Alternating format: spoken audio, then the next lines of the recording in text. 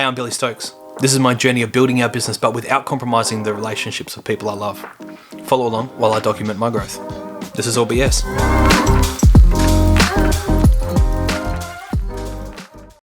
So I know I said I was just going to do one more, but I figure this one, the other notes that I left, will probably be able to tie into this pretty nicely.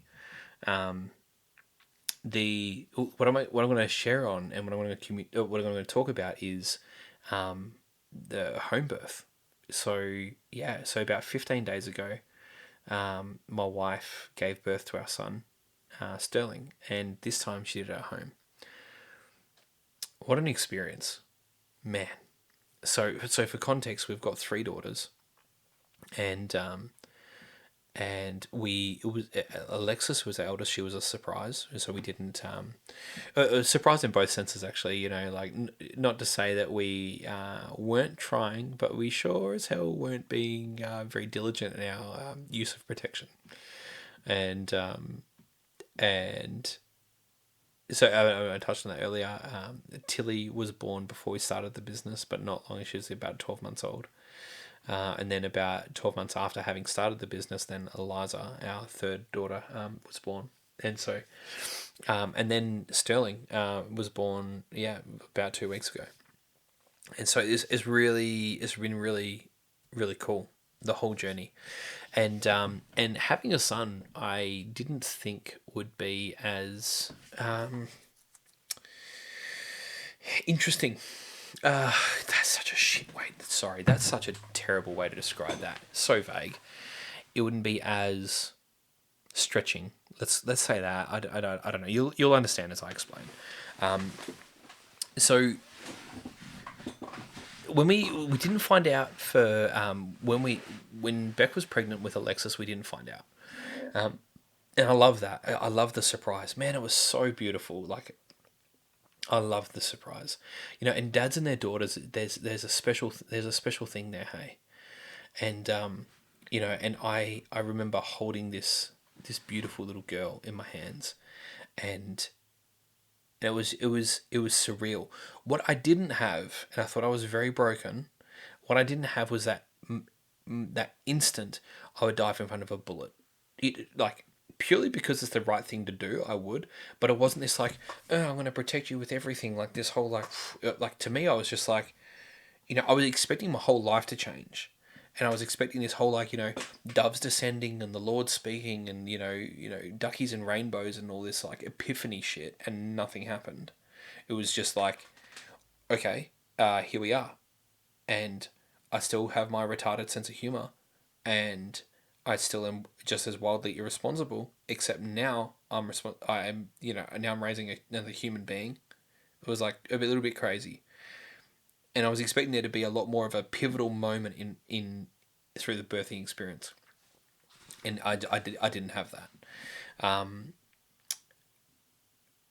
don't think, actually, no, I know that Beck didn't have that either. Yeah, for her, I remember her saying, I look back at it's probably safe to say it was postnatal. For those who don't know, postnatal depression, and for her, when I think around that, it's this her entire career. Her folks are very hardworking and really drilled in diligence and hard work as some really core values for not just her but for her family and siblings, and and so her entire life, through school, and she got the ducks at her school, and when she was in year 12 she won gold for this national cooking competition, and all this sort of stuff. She's always been such an overachiever, and worked in some of the best restaurants, and now all of a sudden all of that is stripped away. There's been a direct correlation between effort and how good she does, and then the praise and the reward she gets, right? And then all of that stripped away, it's gone. And then you're her whole purpose and everything that she's been working toward and everything that she was doing was just gone. And then all of a sudden you're holding this thing that you're meant to be grateful for and you're not. And it's just unrelenting, screaming at you. And you're not ready. And you never will be ready. And I know that was really hard for her. And, and there were a few times where, like, I wanted to help her, but I just couldn't. And she just didn't want my help either. That was the thing, like, and I remember it was a good probably like 6 months, maybe longer, where she just, where she actually felt like, no, I don't want to say love. That's not. She felt like there was a connection, and it wouldn't surprise me if, and Lexi, if ever you listen to this, I really want you to understand, babe, that your mother loves you so much, and this is no reflection of you whatsoever. Everybody's got their own journeys and everything else, and but this absolutely, this was your mum's part of the journey. Was that she had to let go. Right, it's the theme. Let go of her expectation of what life should look like, and in doing so, she has become such an incredible mother. And there is no shortage of love that she has for you. Yeah. And I want to make that very, very, very, very, very, very, very clear. The love, I didn't initially feel that either. And watching, I'm going to speak to you in first person, watching you grow and watching, yeah, oh God, one thing that just blew my mind so much. Gonna get emotional. You just started smiling.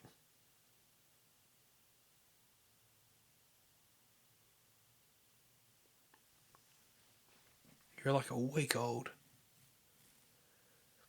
And you just started smiling. And it didn't stop. And everybody told us, like, oh, it's just gas, it's just this, it's whatever. And it just didn't stop. And it hasn't stopped. And I love that. You're just so full of joy. Constantly so full of joy. And I know that was a point of guilt for Beck, because she saw this beautiful, just so young and naive and gorgeous baby. And it was hard for your mum to rationalize this loss of purpose that she had in everything that she's found value in. She's easily been able to contribute value because people want a great culinary experience, and she would give it to them in abundance, and they would have an incredible time. And now she's had to let go of all of that indefinitely, more than likely permanently, to be able to be a mother. And the guilt that she wasn't enjoying that was, I know it was really, really hard for her. And I can't blame her either. Like, this is the thing is, postnatal depression, everyone's like, oh, it's just chemicals and shit. No, fuck off. It's not chemicals. It's definitely not. Like, can you imagine, as a man, my entire life you've been groomed for, and not to say that Beck was groomed for this, but it's a terrible word to use, but it's the right word to use. Like, let's just say that my entire purpose was was communicated, like, make sure you get a good job and you do your best and you strive and all these sorts of things. And then all of a sudden it gets stripped away and I have to look after a pet that's dependent on me. And it's just, all it does is complain, and that's hard. That'd be very, very hard. And I don't blame any mother. One thing that we realize really, really quickly is it's like, there's no apprenticeship for parenting. But it's like you haven't even started the apprenticeship and you're meant to be the tradesman. It's impossible, and people judge you for it, and it's meant to be this maternal instinct and all that sort of bullshit, and it's just not there. And it's hard work, and I know people who are having kids, and I remember this one guy. I was at the coffee shop, actually a few months back, and found out he's having a kid. was like, hey man, how you going with it all? He's like, yeah, you're like getting ready. And I was like, hey dude, forget everyone's advice. Take it on, throw it in the background, bring it up if it's required. But most of the part, you just got to work out what your kid needs. And there's no shortcut to it. All of our kids have liked being held different ways and burped different styles. It's the nature of the beast. So, yeah, so we didn't find out when we had Lexi. And it was such a beautiful surprise.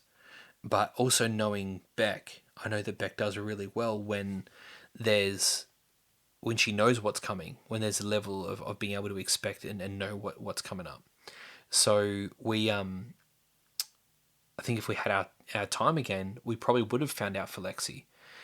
Because it was a big curveball, like for her, she wasn't able, and she wanted to find out, I didn't, right? And so, to Beck's credit, she respected that, and I'm really grateful because I love that experience. But in doing so, we found out for the other two, just because just having something that what to expect is nice. There's so many like variables and stuff, and just knowing, okay, we're having a boy, having a girl. It was nice to know.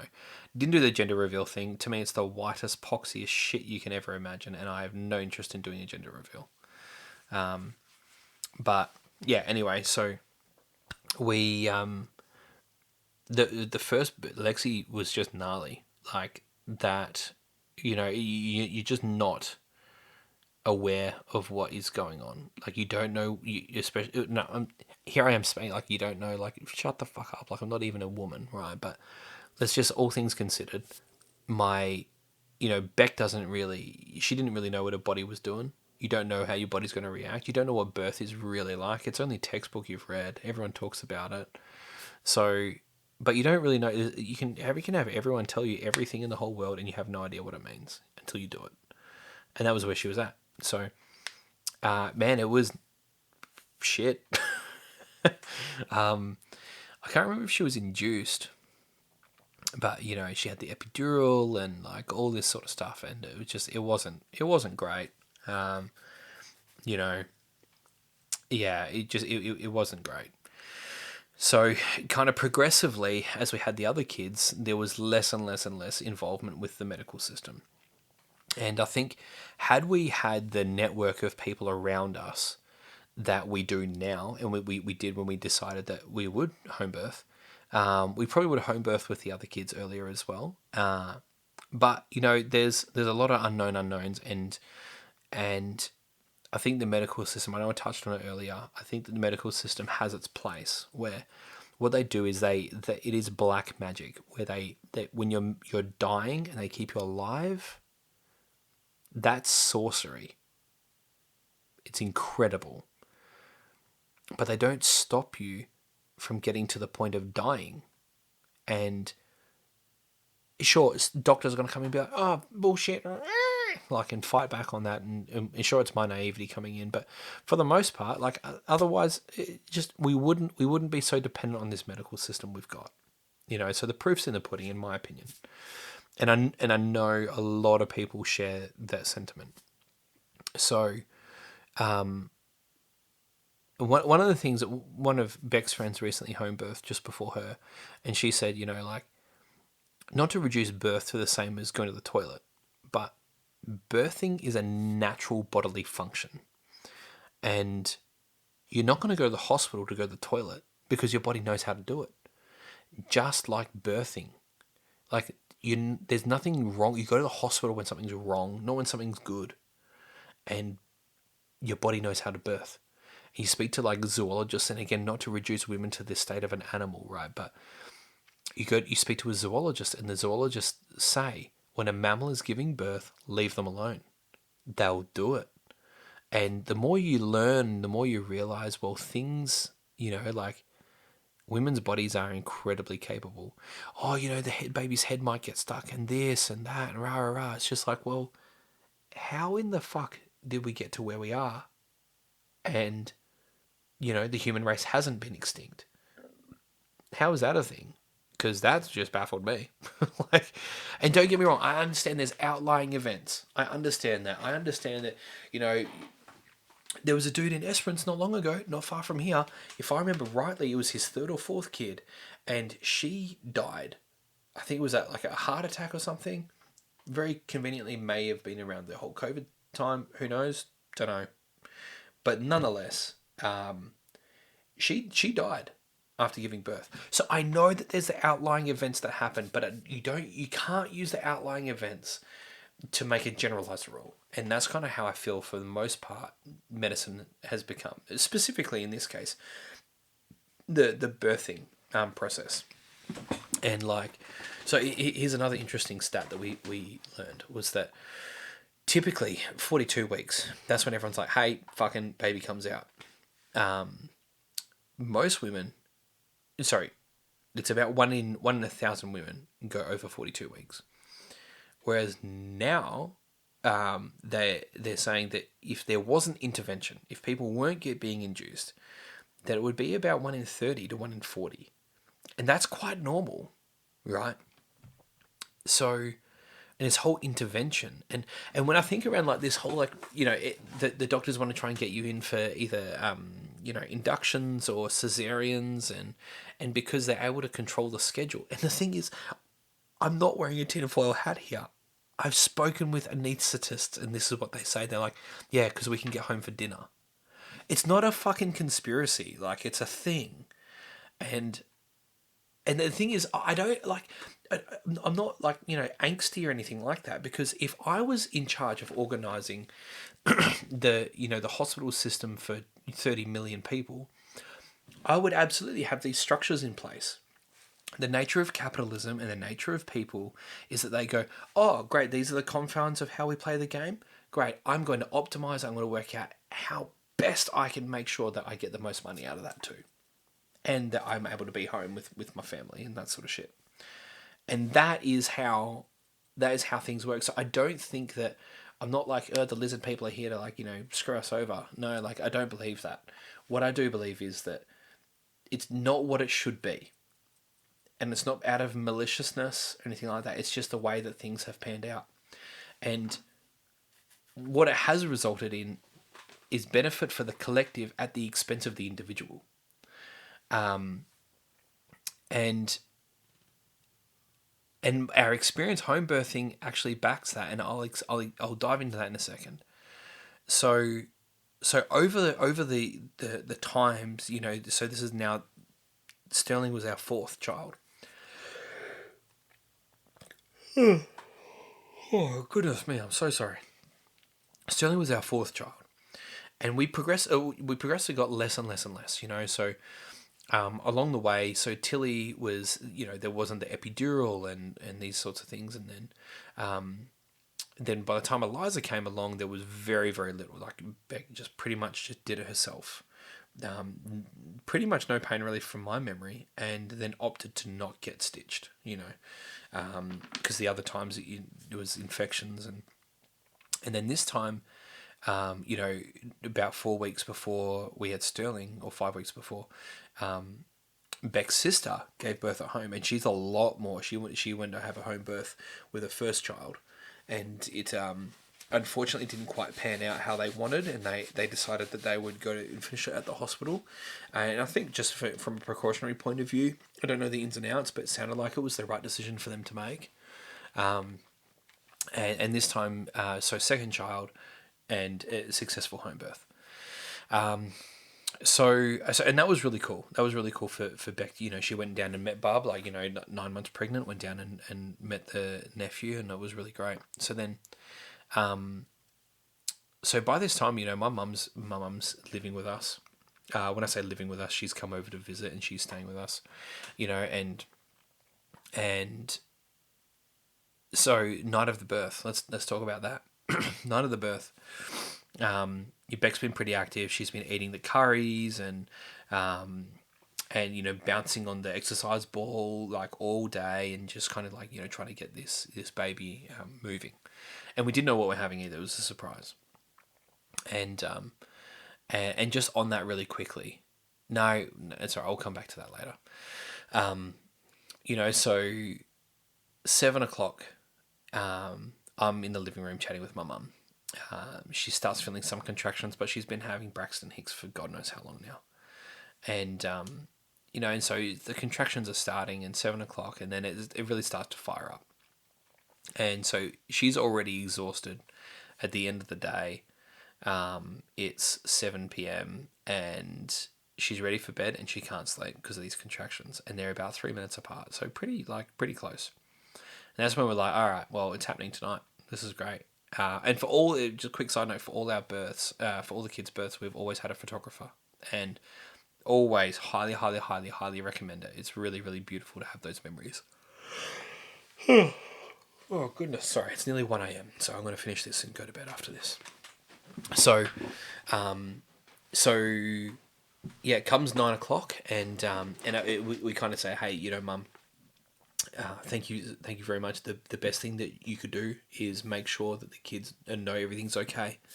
That you just kind of like keep them out of the way if anything like that. Just that'd be the best thing. So she did a great job of that.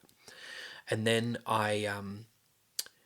so 9 o'clock comes. That's when things start to get really heavy. The contractions getting really close together, and so we walk down to the bathroom and she jumps in the shower and is oscillating between showers and baths and showers, and we just putting the plug in, and and when I spoke with all these men whose wives have home birthed, when I say all of two, right, and then you read a shitload, I was like, what do I do? Like, as a man, what do I do? And they just said, they were like, hey, dude, you do whatever you were told. Like, you shut up. She says jump, you ask how high. You get her the water, get her the food, get her the drinks, turn the taps, turn the plugs, do this, do that. And I was like, okay, I can do that. That's easy. And in my mind, there's this whole joke where it's like, okay, like the hardest part of giving birth for a man is the hospital chair. Right? It's like, it's not hard. Like, we're so passive in the birth experience. It's not funny. And I speak to a lot of men, and there's this real like there's this woman that you love, and she's voluntarily going through a point of torture to bring this this life forward that you both get to share, and it's so beautiful. God, the birthing thing is mind blowingly amazing, and as a man, there's nothing you can do. You get to be a passive participant in the birthing experience at best. And the other times that we've been in hospital, that's been very much the case. And even when we were at home, it was very much the case. I was sitting there, had my feet up on the edge of the bath. I was scrolling Facebook, just, finding something to do. Because, I would say to Beck, like, what can I do? Nothing. Okay. So very luckily, the lady who was photographing the birth this time, we started to get to know her kind of well. And she's had a few kids, which is really cool. So having that, I guess, feminine, who wasn't my mother, I think that was really healthy. All right, like, yeah, there's some boundaries there. But having someone who was neutral ground, who is a mother, who's been through the birth multiple times, was really invaluable, having someone there. And especially, like, there's no safety net. We didn't have a doula, we didn't have a midwife, it was just me and Beck and the photographer in the bathroom. And everybody said to us this, everyone was just like, trust her body. She trusts her body. You trust that she trusts her body too. And that was the advice that everyone gave us. And so here we are, so we're in the middle of it. She's contracting and things are getting heavier and it's starting and stopping, and it's just not really making the progress we want. So it's about midnight by this point, so a few hours have been, let's call active labour at about 9. No, she was in active labour before, but when it really started to kick off, it was about 9 o'clock. And then Beck says to me, she was just like, I feel like it's not progressing. And Mariah and I, who she was the photographer, Mariah and I were kind of looking at each other, giving each other a look before, going like, there's not that pace, like things. It's like it gets intense and then it slows down again and gets intense. And so we were like, well, you know what? Let's move it to the bedroom. So very slowly, we made our way to the bedroom. Parked up, I got Beck set up, and in between contractions and all the chaos of that, So we set her up, and it wasn't too much longer after that things really started to heat up. And so Beck's like in bed and in position, and and in this point, like, I'm still doing everything I can to help, but for the most part she's doing all the heavy lifting. Like, what am I doing? I'm like, dabbing her head with a nice damp cloth to keep her head thing. I'm giving her water. I'm like, Beck's very much one of those people, like, in the middle of birth, she's like, just don't touch me, shut up. And I'm like, okay, cool, like, I know where I stand. And my job is to support her. My job is to serve her through this process, not, like, whatever I need is irrelevant. And so anyway, so we're so it's okay. Let's fast forward to the birthing, right? All of a sudden, Beck's just saying to us, so she's on the bed and we've got these towels under her and everything else, and she all of a sudden she's just like, "Hey, baby's gonna be here," and it's so beautiful. Just how she was talking, like, just she was like this beautiful mothering, like come on, baby, let's go, like, and how she was talking to our son. We didn't know at the time, but to our son, it's just so beautiful, hey. And so anyway, so I'm right there. So it's Beck, it's me, and the photographer. And by this point, our daughters are actually awake. So they've awoken. They're in the living room with my mum sitting on the chair, and she's doing a great job keeping them at bay. And they're really excited to meet the baby and stuff like that. And I'm there, and all of a sudden, Beck. It literally took 3 contractions. It head engaged. It was like the baby was already engaged, but head, like, proper, like, dropped into the canal, engaged, pushed, and then head popped out. And I'm down at the business end, and his head pops out, and he's facing away from Beck. So Beck reaches and she feels at the head, and she's like, "Oh, like, there he is." And it's just the body, women's human bodies are absolutely bloody incredibly phenomenal. It's just crazy. Anyway, so we're down there, and his head comes through, and I'm like, "Oh my god, like, there it is." And I'm like, "God, what do I do?" And now you're just in this point where you're waiting, and it's just waiting, and I'm waiting, and I'm like, "You just gotta wait for the next contraction." And I hope that, like, it's enough to get the rest of the body out. And I don't know what I'm doing. Like, it's midwife Billy, bloody hell, like, barely a barista, much less a midwife. And I'm looking at his head, and then I'm watching his head just start going from this pink to, like, a dark color to a purple. And I'm sitting there and I'm like, fuck. And I'm looking at Beck because I don't want to be like, push now, because I don't want her to tear. And I'm just going like, God, what do I do? And I'm looking at this kid, and I'm like, I'm getting my hands in there and getting my fingers in there around his head. I'm so sorry, this is so graphic-ish. So, like, and I'm positioning his head in a way that I'm like, what I've seen from the other births, right, is that there are times where you kind of need to help the baby up and out and position him out. And I'm looking at this, and I'm kind of feeling in under its chin and in its chest. I can feel inside that there's like a hand, and I'm like, okay. So I loosely can tell where the shoulders and stuff are sitting. And and then contraction comes through, and I just try, like, I get in and I pop its shoulders up a little bit, and it just woof comes straight through, and pick him up, and in the first few minutes just like really struggling to breathe, and he's crying, and it's just like and it's just really sporadic, and I'm on the phone, and luckily a friend of ours in the medical system, you know don't want to get anyone in trouble, so I'm going to remove as much detail as possible here. And I just said, hey, like, it's 1 a.m. Hey, this is what's happened. What's the go? Is everything okay? Baby's, like, whole head is purple. Like, what the fuck? hey man, it's probably just bruising. Like, did baby drop really quick? Yeah, it did. Okay, it's fine, mate. Baby's crying. That's the thing that matters. That's a healthy baby. Enjoy your time. Okay, sure. I'm not convinced. I call her other mate who just had a kid. Hey, listen. She's like, hey, is everything okay? I'm like, yeah, it is. Here's the thing. Baby's head is purple as hell. And she's like, listen, baby's probably just bruised. I was like, okay. And she's like, make sure you do this, this, this. I was like, okay, sweet, sweet, sweet. Called her sister, who just had her kid at home, and she's done all the research. She's done everything, and so I'm on the phone to her, being like, hey, listen, like, baby's head. What do I do?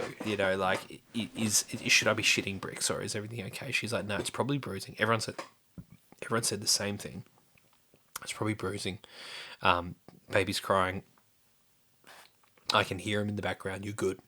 And I was like, okay. So, still not convinced, but the medical professional and the two other women who've had the home births and that sort of thing, everyone's on the same page. And I was like, okay, sure. So we're sitting there and we're waiting, and we're enjoying this little like bubble that we've got.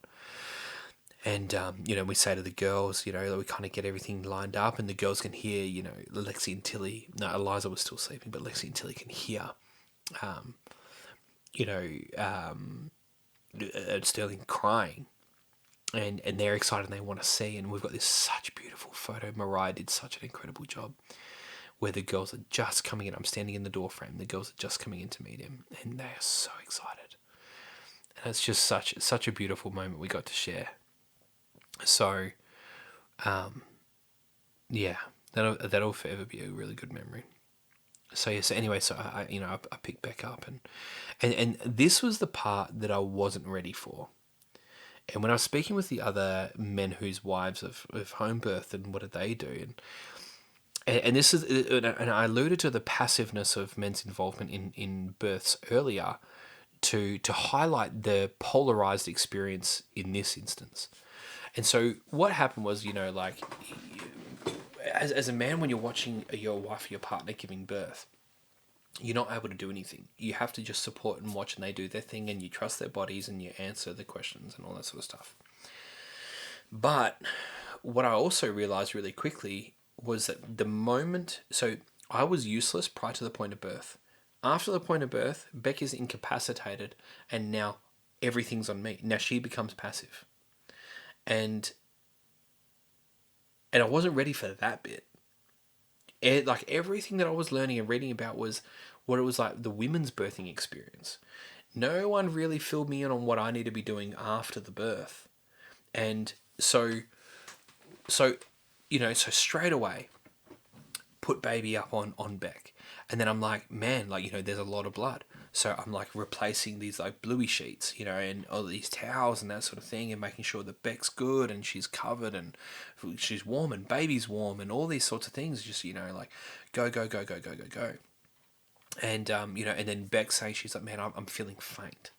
And I'm like, okay, sure. So I go get water, and I'm, looking after her. And then after a little while, it was about an hour later, I cut the umbilical, and and then the kids are back in bed by then, which is really great, and Mum did a great job of that. And so then we give Sterling to Mum, and I'm like, hey, listen, I'm gonna like just look after Beck. Can you hold him? And and he's the placenta stopped doing its thing, so the whole lot. Now at this point, Beck actually hasn't given birth to the placenta yet, so it's about an hour later. So we make our way back to the bathroom, to the shower, where that's what she wanted to do. Now, depending on, like, placenta can take up to, like, well, in some cases we've read up to a day to be birthed. In the hospital they jab you with this hormone, and it makes your placenta release, and it comes out straight away. In this case, it took until 4 a.m. or 5 a.m. 4 a.m. from memory. Maybe 5. Nonetheless, it was a good few hours before the placenta was birthed. And it looked like it came out in one piece, and it was looking good and healthy. And we kept it because the midwives wanted to have a look at it later down the track anyway. And the whole lot. So we know about leaving parts behind in the woman, how detrimental that can be. And so we were conscious. I went and checked it over. So Beck was still in the shower. Checked the placenta, made sure it looked fine. Didn't look like there was any pieces missing, and all these sorts of things. And then Becky kind of, she'd had a shower, feeling a bit fresher, and she said to us, she was like, "Oh, I think let's make our way back to the bedroom." And I was like, "Yeah, sure thing," because here we are, like, okay, like it's just time to rest and recoup and snuggle baby and duckies and bunnies. So we're climbing out of the bath, and Beck says to me, she's like, "Oh, I'm feeling really faint." And I was like, "Okay, no worries. Like, we'll just hop out and we'll take our time." And she's like, "I feel like I'm about to pass out." And I'm going, "Oh, like, okay, sweet." So I'm holding her, and and she's just birthed this placenta and just like all this sort of stuff, and then she just feels a bit different, and I'm like, and I just said to her, I was like, "Listen, just get your leg over. You can sit on the edge and you'll be fine." And I look, and like I look around the corner, and I look at her head, and her eyes are rolling back, and her pupils were like dilated, and I shat bricks. I completely shat bricks.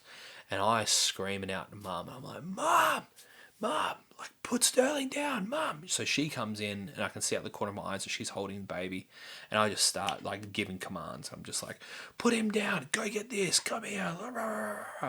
And I've laid Beck down, and she's incredibly exposed. And she, funniest thing, she comes to, and she opens her eyes, and she says to me, she goes, "Oh, that was such a good nap."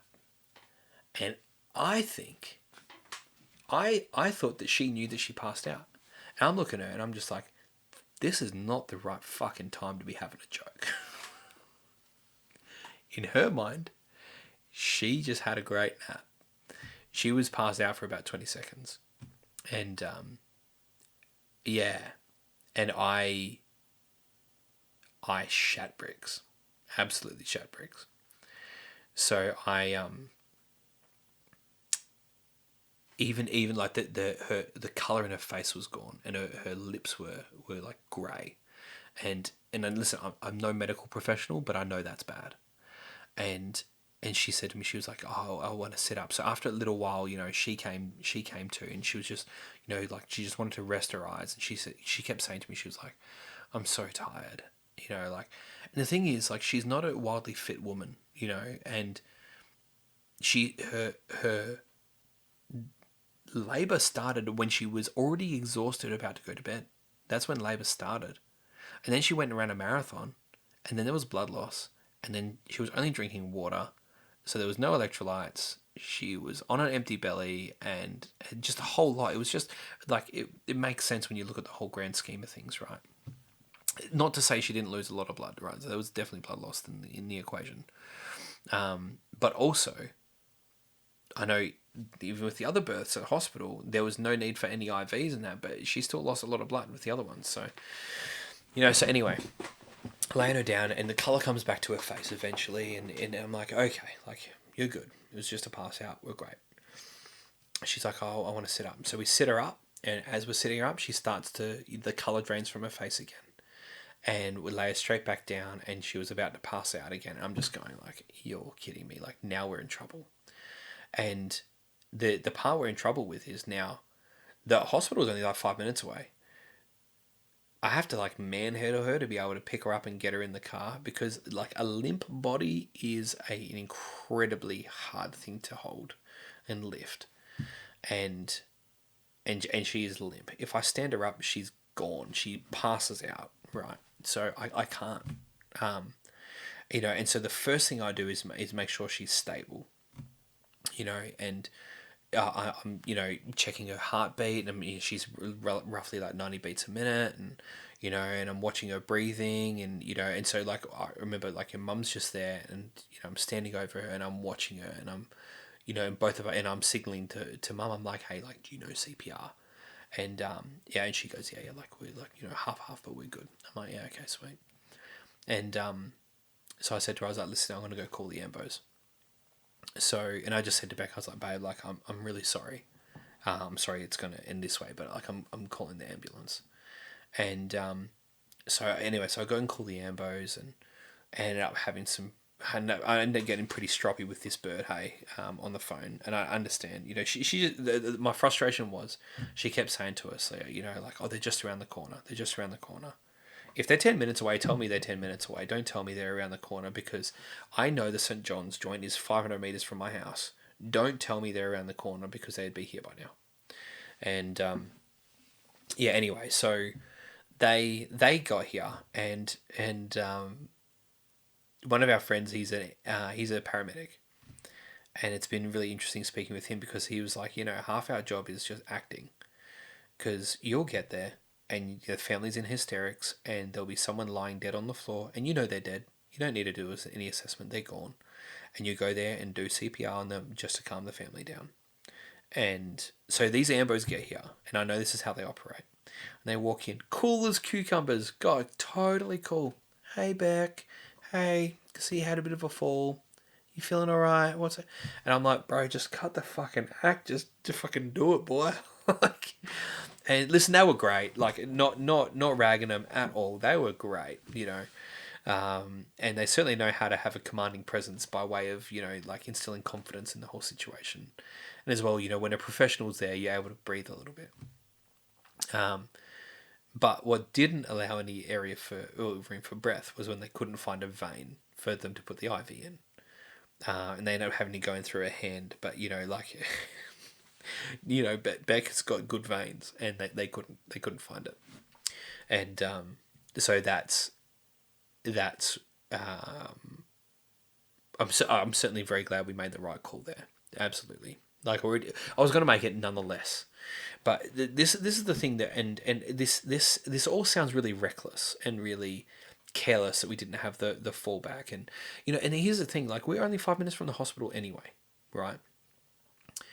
And like what we were alluding to earlier, in what I mentioned earlier, is that the medical system has its place of keeping people that are dying alive. That is sorcery and black magic. And the cool part was, birthing is a natural bodily function, and we're able to have this birthing experience at home, in the beauty of our own home, and there's this beautiful environment where we get to birth, and the kids are there, and it's just awesome. Like, it's such an amazing place, and the medical system had its spot, and it had its role, and it did its role really, really well. We went up to the hospital. They got an IV in her. She was feeling so much better by the time we got to the hospital. They gave her like 250 mils or something. So we got up to the hospital, and they're looking after her, and do the assessment on baby and do the assessment on her, and they see the placenta and everything's great, and all this sort of hoo-ha, and there are a few things the doctors are wanting to stitch back up, and she said, I refuse. Like, and she's had other experiences that haven't been flashed with, after the follow-on effect of stitches, and I supported in it as well. Like, we said to the doctors, hey, just give us a moment. They walked out, we both went, I think we're on the same page here. Like, we don't want them to, and it's not my body anyway, it's her body. And she was like, this, I don't want this. And I was like, sure, I'll back you. And, and there was a lot of pushback. These guys, they just kept, God, I can't tell you how many times. They mean well, but man, they just don't understand how to take no for an answer. And so the guys at the hospital, they were incredible. And we had one of the most beautiful midwives we've had, and she was Anne, amazing. She's such a beautiful woman. And being able to share life and share our stories with her, and but it was really cool to have this experience. And I think one of the things that I realized was that any healthy relationship is 100, not 50-50, and especially a marriage, and that's reflected in nearly every aspect of life, except up until today, or up until that point, except in the birthing process, where it's all on the woman and the man does nothing.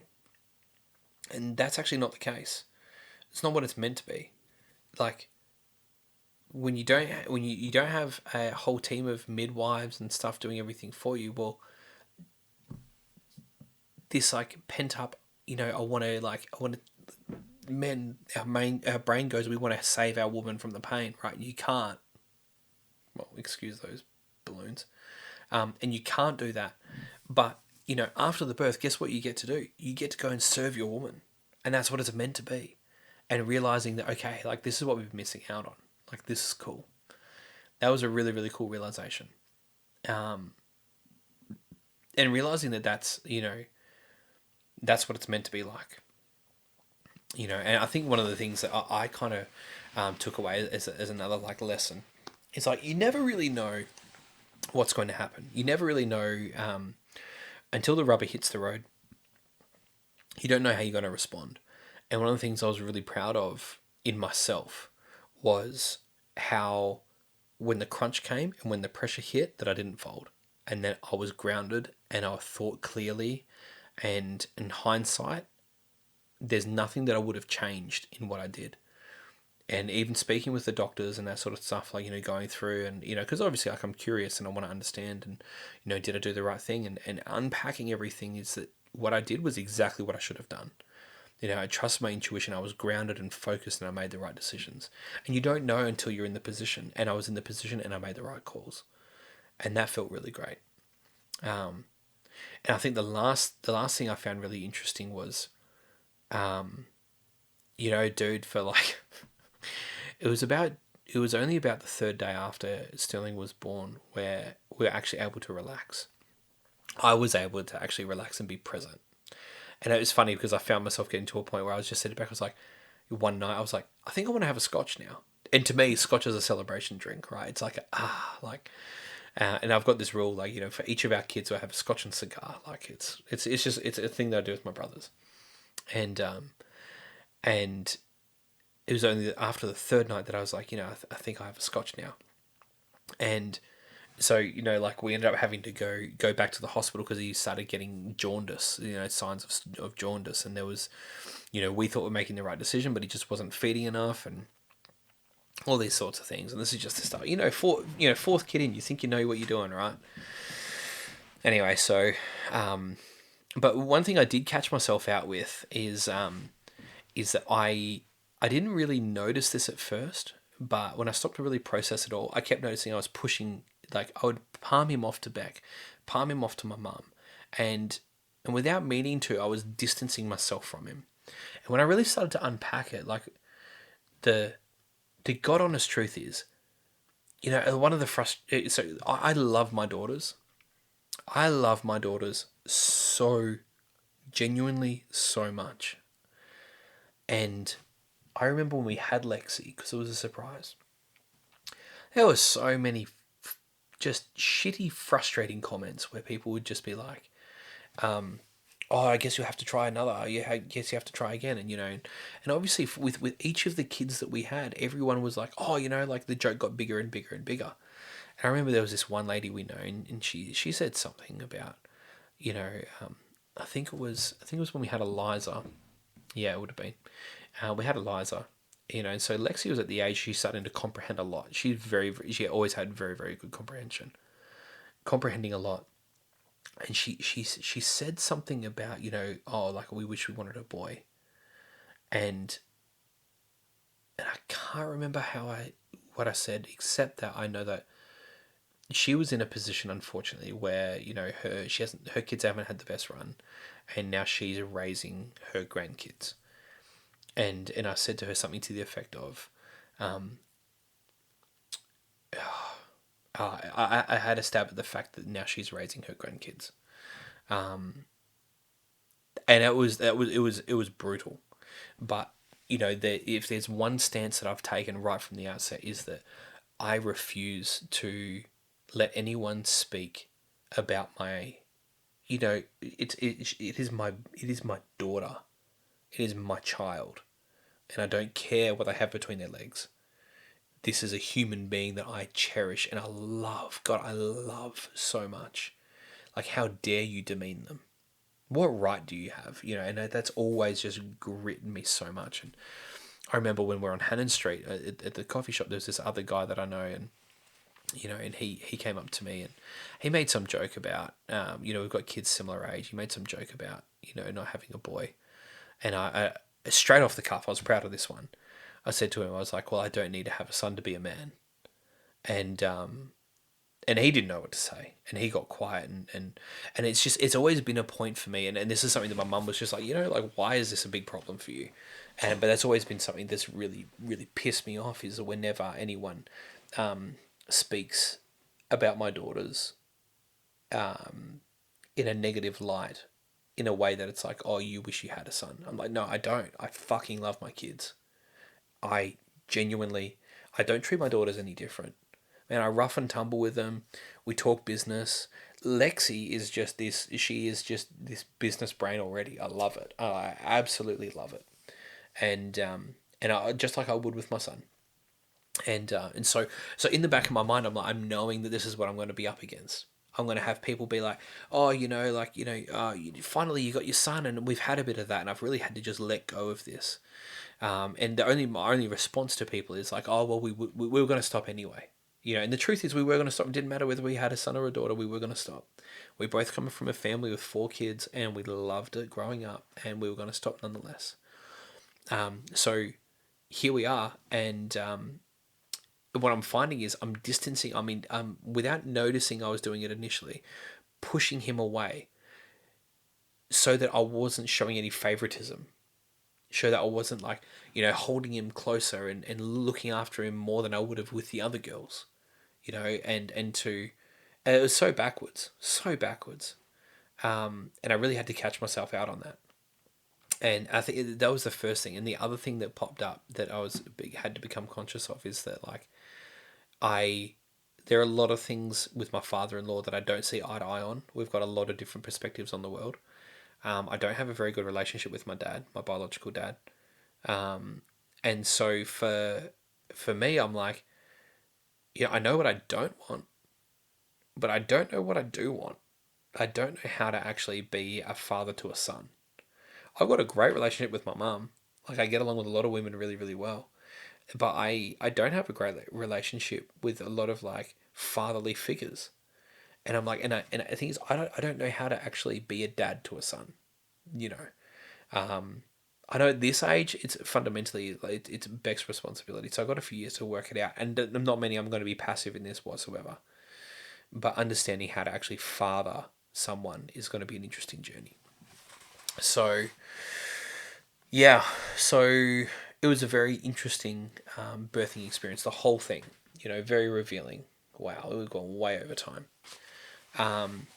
Very revealing in a lot of ways, and I found that to be, yeah, it was, the birth was beautiful because I really kind of understood, the role that men are meant to play in their wives' birthing. That was really sweet.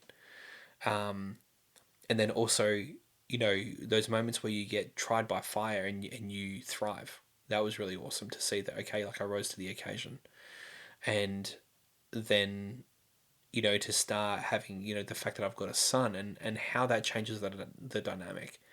And knowing that there's going to be an element of growth that I need to do. So, yeah, very, very, very interesting learnings. So that pretty much brings us up to now. That is it. That's where we're at now. So for the rest of this, is that this going forward is going to be a point of daily reflection now. So this brings us up right from the start of the business. I know I touched on a little bit of family life, and no doubt there'll be a lot of family conversation as time goes on. But from here on in, it's the documentation of what the business that we're growing, and I want to be very, very intentional about growing this business while maintaining and strengthening and deepening my relationships with the people around me. So there'll be a lot of documenting my own growth, documenting family dynamics, business growth, the strategies and the things we're implementing. And along the way, if you have any suggestions or you have anything that you recommend, I am 100% all ears, more than willing to learn. So yeah. So I mean, comment, or if you've got any things personal or whatever, flick me a message. But yeah, so from going forward, this is going to be the journey. Yeah, that's that. So, yeah, no doubt there'll be other bits we'll circle back and fill gaps in, but for the most part, that's kind of what the future looks like. So I'll be doing, hopefully, well, not hopefully, my intention is to do use this as a daily like journaling, blogging way to be able to kind of reorganize my mind. And I'll be honest, like recording all this has been really, really awesome to be able to go reflect on the journey to date. And there's so many things I was like, oh, I forgot about that, and dug it. And this is kind of why I wanted to do it anyway.